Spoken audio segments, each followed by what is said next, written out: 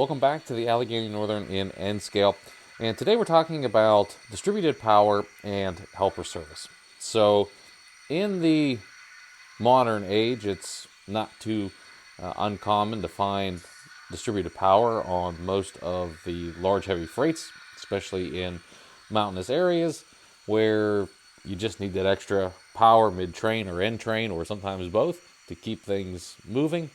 And I know that a lot of folks don't run distributed power on their layouts, especially in N-scale, and there is an art to it, and I'm not going to claim to be a master at it, but it starts with a very basic premise, and that very basic premise is speed matching.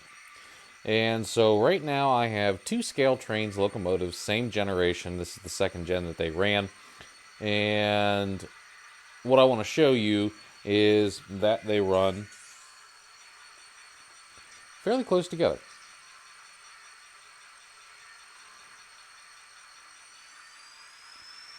So you can see as they're moving here, they are pretty much keeping pace with each other. And you're not really going to speed match that a whole lot better. I mean, that's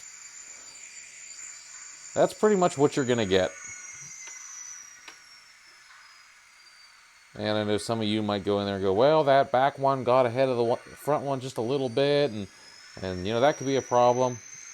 Yeah, it could be, but these are so close that I wouldn't bother tweaking these. So these units are ready to run together. But sometimes you're going to get units that are not going to be paired quite this nice, and you're going to need to do something about it, and that's what we're going to talk about here today. So the first thing we're going to talk about is how we're going to run our distributed power. So if you have a relatively flat layout that maybe has one area that's mountainous, you are going to probably run helper service. And that's going to be a little bit different depending on how you want to run it. So your train may not have the distributed power for the entire length of its run. It may only need the service when it gets up into the mountains, say an area like Horseshoe Curve would have. So that being the case, you are going to at some point cut those locomotives either into your train or add them to the end, or wherever you put them, it doesn't matter. And then you have a choice. You can either consist them to each other so that they are running as a single train, or you can use it and treat it as manned helper service, which is basically you've got engineers in both the lead units and the distributed units. So in that case, you don't need to consist it. You just need to have a throttle capable of controlling both sets of locomotives. You can match the speed as you need to, and that operation is a little bit more tricky, and it's actually a lot of fun. I was doing it on my old version of the layout before I remodeled everything, and I may bring it back here, but that is a little bit tricky because you're going to constantly have different trains and different locomotives that are matched maybe to themselves but not to the helper set. So you gotta kind of have to feel how the train's moving, whether or not you need to add throttle to your helper or pull it back. In that case, what I found was that I would get the front set of locomotives rolling, put a little bit of power on the back. I would watch the slack action in the coupler, and then I knew whether or not I needed to add more throttle or less throttle. And I did dial the adjustment settings on the CVs for momentum. They were off because I wanted an instant reaction. So if I touched that throttle, I wanted that locomotive to react instantly. That way I wouldn't stringline my cars or shove them off the track. So that's a little bit different operation. We're not going to cover that today. We're just going to cover distributed power and running distributed power on the layout. So these two locomotives, with the way they're running, you could put one in the front of the train, one at the end of the train, and it would run fine. We don't have to do anything with them. So what happens when you have a train that, or a locomotive that doesn't play that nice? Okay, so now I've got a second set of locomotives here, and I've got them consisted.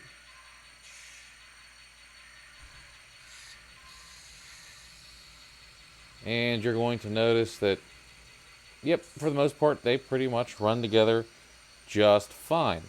Now, what you're probably saying is, yes, well, you have consisted 2 locomotives from the same generation of locomotives, and doing that, you are obviously going to have the same settings on both locomotives. And I will tell you that that is not true. You can get 2 locomotives, you can buy 2 locomotives at the exact same time from the exact same set and have them perform differently enough that, well, they just don't work together. So this is a great example of some, 2 sets of locomotives. Scale Trains did a nice job that you can tell that they're pretty much the same, that they're operating the same, and that's that's great. That's what should happen, at least among locomotive types. So you bought them in a set there, and they're going to run together just fine. Now, let's say we want to mix these 2 sets of locomotives together and see how they run. Understanding that these locomotives are consisted, these locomotives are consisted, and if we wanted to put these let's say with these mid helpers, okay, then what we would do is simply consist them. And for those of you who don't know how to consist your locomotives, it's going to vary based on your system. And I do have a video on consisting. It's a little bit older. You can go back, you can look at it. Just so I don't have to go through consisting here again. But you can take a look at that and see all of the fun stuff that I have in consisting there. So in any event, let's go ahead and consist to our set here, both sets, and I got a funny feeling they're going to take off in different directions here, so we're going to have to go back and... Nope, no they didn't. Okay, but you did notice that our NS locomotives took off and left our conrails in the dust. If you were to try to put these as distributed power, your locomotives would be fighting the entire time. Now you notice that my conrails have started first, and my NSs are trying to catch up, which they are. But this pair together as mid-train helpers would not work simply because these locomotive pairs are not running together. And so even if you've got body mount couplers and the greatest track ever known to model railroading, you are still going to have a derailment because the in-train forces between these 2 sets of locomotives fighting each other is going to either pull your train apart or squish it together. In any event, these 2 sets of locomotives can't run together. In fact, they can't run at all when they derail. So first things first, make sure they don't do that. Okay. Let's show you how to get them on the same page here so these locomotives can run together. Okay, so the first thing that I like to do is find out what characteristics of the locomotive don't match. So there's a ton of stuff that's going to be related to that. One is going to be the start sequence. So if one of your locomotives has a longer start sequence than the other, then it's going to be lagging behind the one that just wants to get up and go. Okay, so when you have your DCC in sound, you don't have to change your profile.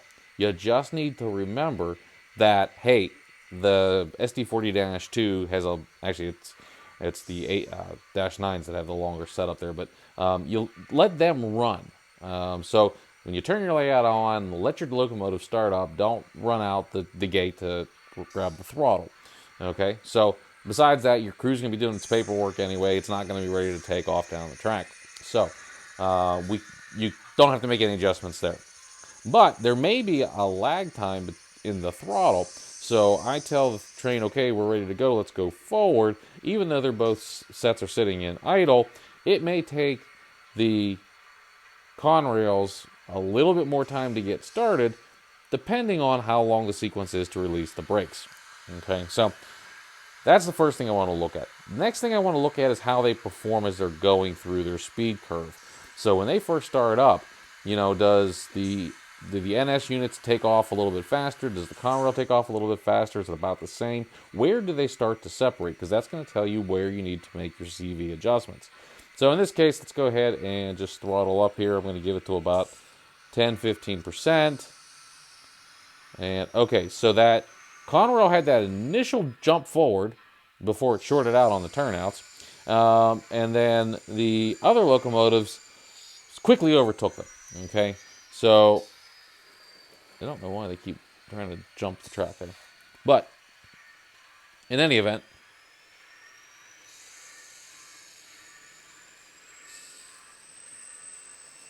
once our NS gets going, it pretty much just runs away. It's very difficult to speed up a locomotive typically. So what we're going to probably want to do here is end up slowing our NS units down. That's just going to be the most logical step here. And yeah, the Dash 2's just sort of, they've got a little bit of giddy up in the beginning, and then they just sort of lose it. Okay. And then after it goes into the speed curve, it just looks like the NS just kind of power right through. Okay, so to get these sets of locomotives together, we're going to just dial these ones back a little tiny bit. Whatever DCC system you have is going to let you access the controls for the various CVs. You're going to have to check your manual to see which one it is. Previously, I've shown you how to do that using Digitrax, but today we're going to go in and we're going to use the ESU Loc Programmer. And the reason I'm using the Loc Programmer is simply because I know that all of these locomotives have an or a V5 decoder in it, and I've never done speed matching with the Loc Programmer, so I want to see how it works out and see if it's better than the Digitrax system, because I do really like the Digitrax interface. So let's find out. So sorry about the funky angle of the screen here. I am trying to stop you from getting a glare from the overhead lights, at least as much as I can. Okay, so the first thing that you need to do is you need to read the decoder information. So you put your locomotive on the programming track, and then just click read, and then it will open up this interaction. And it will give you everything you could possibly want to know about this locomotive. And something like right here, the driving characteristics, is where we're going to want to take a look at what's going on. So this tells us right here our acceleration, deceleration.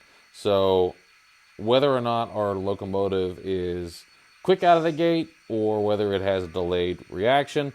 And then it's actually here in seconds, kind of telling you what it's doing.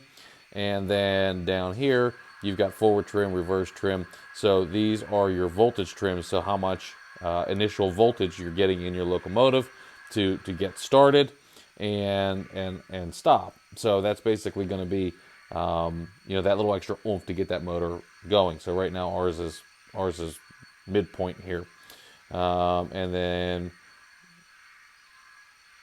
if there's some other stuff here, you can see that we've got it off as far as the load adjustment. Gearbox backlash. That's actually kind of cool compensation for the gearbox backlash. That's not something you're going to get in a cheapy decoder, I guess is what I'll say. And then there is start delay starting if device sound is enabled. And I know there's a lot of folks that do not like that. I love that. I think that is awesome. It is really cool because it lets the locomotive go through its functions with startup before the locomotive will actually move. And so you get to hear the prime mover start. You get to hear the startup bells. You get to hear the once the prime mover is up and running and you go to put it in the throttle, you hear the throttle move, and then you can hear the brakes release before the locomotive actually moves. You turn that off and you get none of that. You can just move the locomotive. So for those of you who don't like that feature, you can turn it off right here. But it's one of those things that if you're going to pay to have a decoder that synchronizes sound and movement, to turn that off to me seems completely ridiculous. I understand why folks would do it. Like if you're at a club, let's say, and you're running a train and maybe the track's not great and your locomotive's going to be, getting stalled out, so you don't want the sound to keep restarting. I get it, but like once again, I just think that that is a very cool feature. So to turn that off for me would be pretty silly.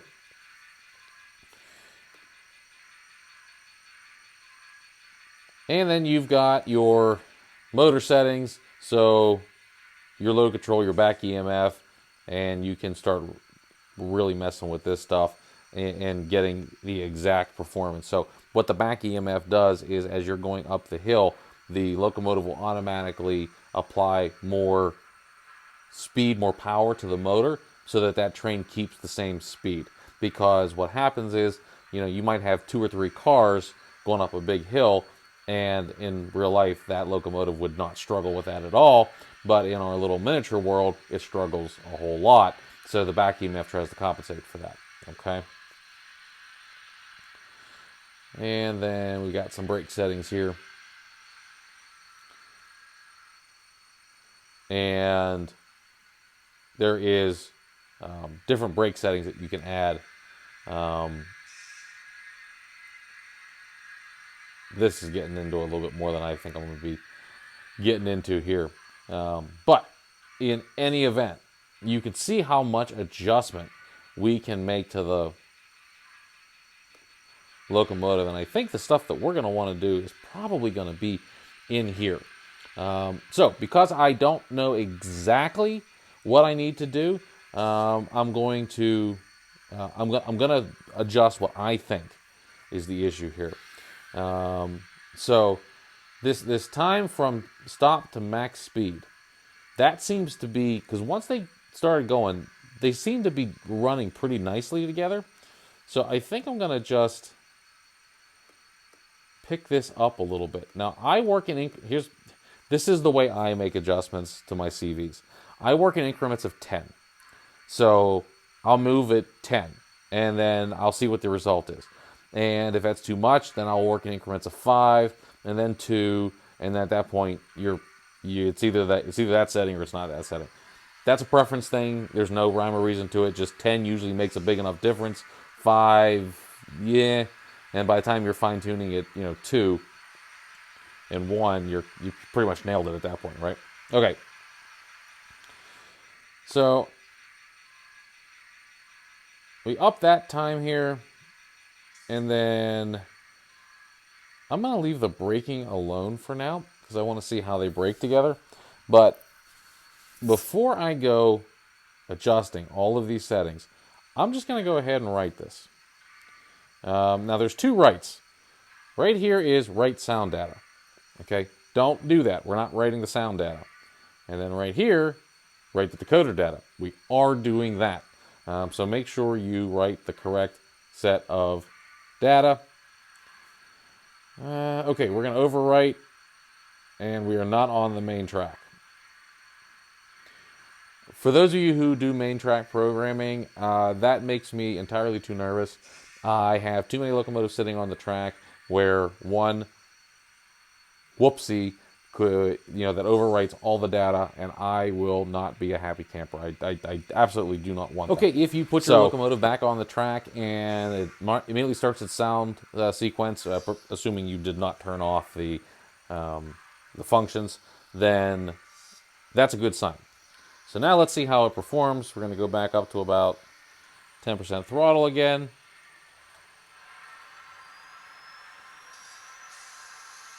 And it looks like we might have slowed it down a little bit too much.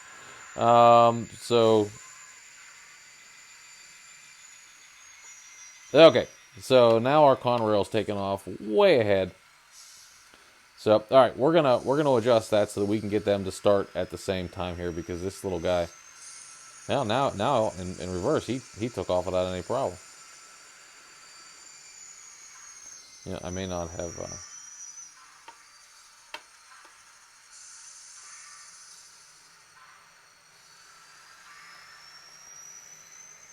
Yeah, actually, we had a pretty good line. I think one of those locomotives may have been hung up on the first test there.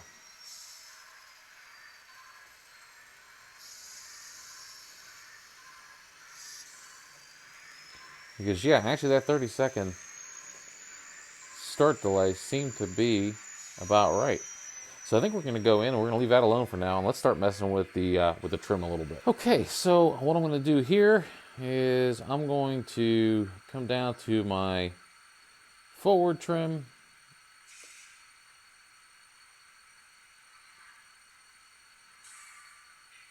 And actually, I don't think I want to mess with the trim at all because it's not that. Oh, actually, you know what?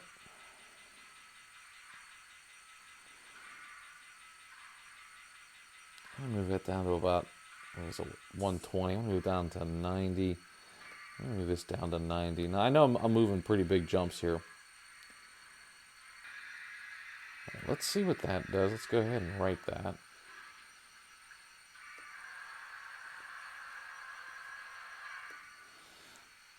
And the nice thing is we can always reset this. And if you needed to, you could, like if you really mess this up, you can always go back onto ESU's website. You can download the sound files and everything else. So you can screw it up, but you can also unscrew it. So, you know, there's not too many things in life that you can unscrew that easily. All right, let's go back over to the layout and see how we did.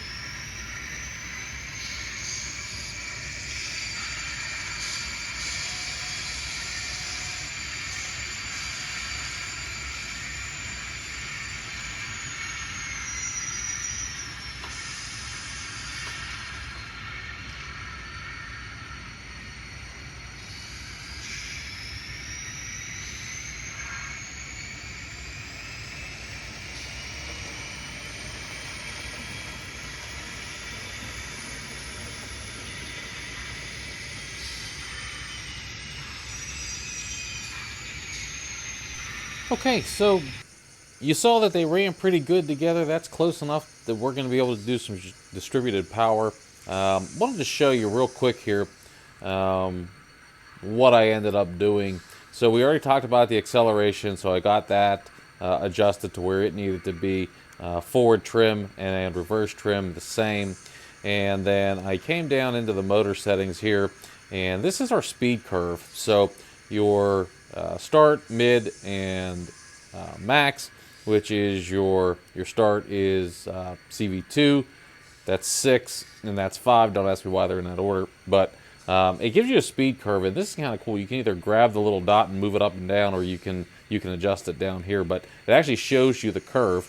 And so most of my adjustments happened in there.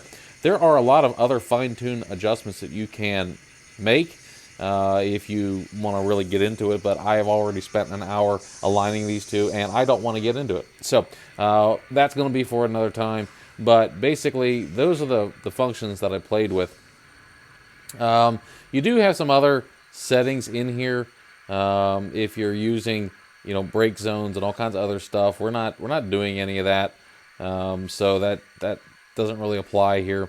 And then you can check out some of the other little items. It's pretty cool that's in here, but it gives you everything that you could possibly want in the about the decoder. So you can find a lot of cool stuff in here, and just so you know, like you can go through this and scope it out and pretty much customize your decoder however you want. This is the Loc programmer. If you don't have this, there are other programs. I think, is it JMRI maybe, that gives you an interface similar to this, but this is specific to the ESU Loc sound and the Loc program, or the Loc pilot decoders. And for me, that's going to be the layout standard. So this program, having this, makes sense, because anything that I have is the Digitrax is going to get replaced with an ESU, and then anything that I have that's TSU, like the Katos that I have that, I'm going to leave them alone. They're just fine, but ESU is going to be the standard. So in any event, what you probably want to see now is Coltrane with some distributed power, be my guess. Okay, so this is what a 40-car DPU train looks like. And I want to show you, just so you understand how long 40 cars is. And I have my DPUs at the halfway mark. So there's another, and we'll just go down the back here. And there's the end of my train, right there. Okay, 20 cars. Now, some things we should talk about. One, if you're using sound locomotives, you need to make sure that all of the locomotives have their sound on. Because the way the decoder is going to work, if the sound's not on, it's not going to act like the same as a locomotive that has the sound on. So it'll ignore that startup sequence and all that sort of stuff. So make sure all your sound is on. And that is in the lead locomotives, both lead locomotives, and both DPUs. You can't have one running without the sound. If you do have one running without the sound, you need to make sure that you, if it's not a sound locomotive, then you need to make sure that it is programmed to respond exactly like the locomotive with the sound is. If it is a sound locomotive, just have the sound on, it'll do it on its own. Now, I'm not exactly holding out hope that this experiment is going to work because most of the track I'm going to be traversing is not really been tested and finalized yet. So we may end up with cold cars all over the place. We may end up with a really cool video. I don't know. So let's fire it up. Let's find out.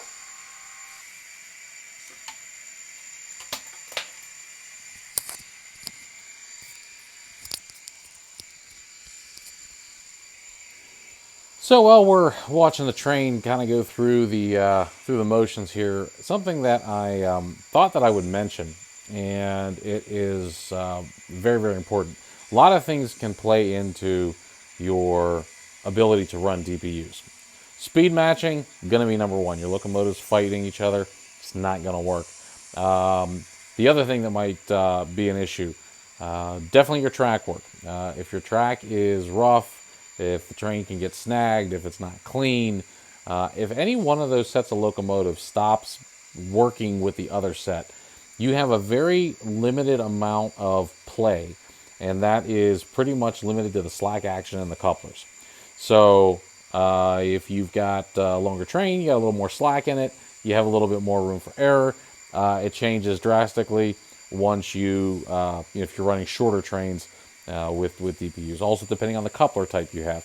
Most of the modern couplers, like a micro trains, it's going to have that spring action in it. You start getting some of the older couplers, or if you're running, for some reason, those old Rapidio style couplers, you're not going to have that same play, and you're just not going to have that slack action. So it's going to be very taut, where all the cars are going to kind of react together. So clean track, and good matching locomotives, going to go a long way. The next thing that you want to have is, so this train is a mix of body mount couplers and truck mount couplers. That plays a lot more into the game if you have locomotives that aren't speed matched real well, because you're going to put those train forces on the couplers, and they're going to turn the trucks, and that's going to cause derailments, especially in turnouts and curves, just all over the place. So body mount is better for this, but this train's mostly truck mount, and you can see it's doing okay. So let's go to the other side now that we're pretty much off the helix with the main part of the train, and catch it on the flip side.